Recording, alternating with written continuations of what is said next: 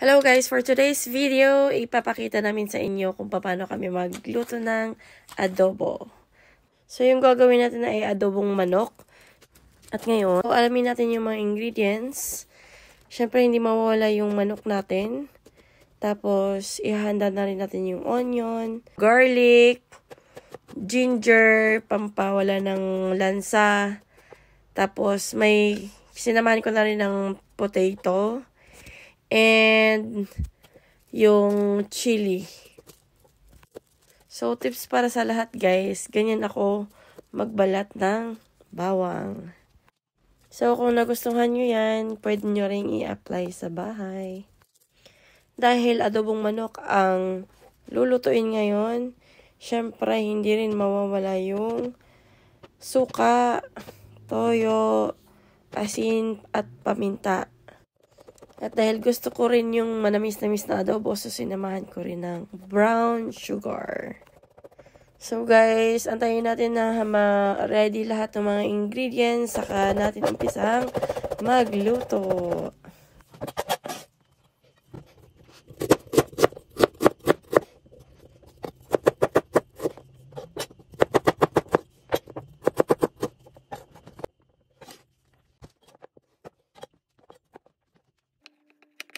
So, ayan nga pala guys, malapit na natin ma-ready lahat.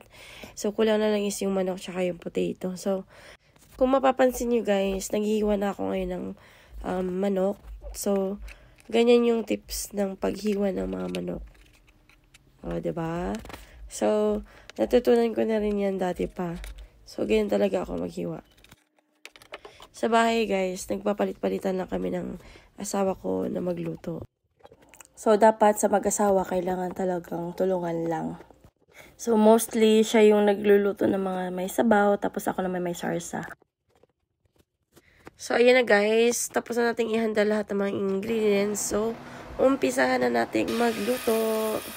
So, ang una natin gagawin ay piprituhin muna natin yung patatas. Kailangan lang slightly brown. Tapos, kapag medyo brown na siya, hanguin.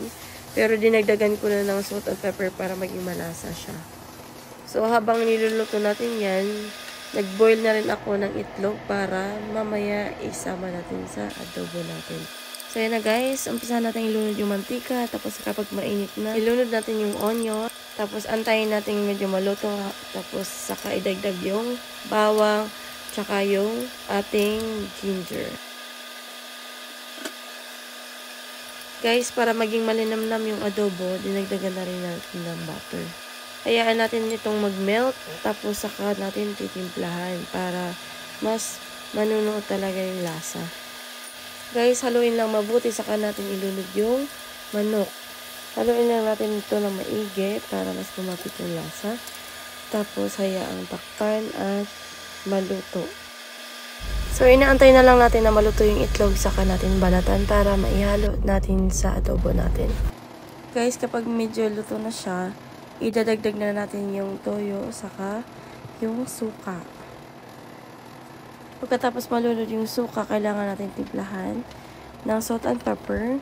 Tapos, syempre, saka natin ilalagay yung patatas natin. So guys, siguro luto na yung itlog natin. So, kailangan lang nating balatan para maisama sa adobo.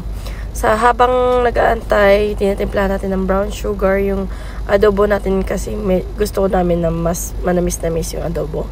Tapos, nilagyan na rin ng kaunting tubig para maluto yung potato natin. Tapos, haluin lang hanggang sa maluto. Saka, dinagdagan na rin natin ng kaunting toyo para mas magiging mas masarap. So, kung napapansin nyo guys, hindi namin nalagyan ng bay leaf kasi naubusan kami. So, wala talaga nailagay. Pero, dinagdagan na lang namin ng jalapeno kasi gusto namin yung medyo spicy na adobo. Saka, nilunod na lang namin yung itlog. Para na yun sa finale, para ready to eat na! So guys, yan lang naman yung paraan namin kung paano na kami magluto ng adobo. So kung nagustuhan nyo, pwede nyo gawin sa bahay. So tara guys, luto na, kainan na! Sa mga hindi pa nakapag-follow dyan, hit follow na po para sa mga susunod na videos. At syempre, don't forget to like and comment and share. Thank you guys sa uulitin. Bye-bye!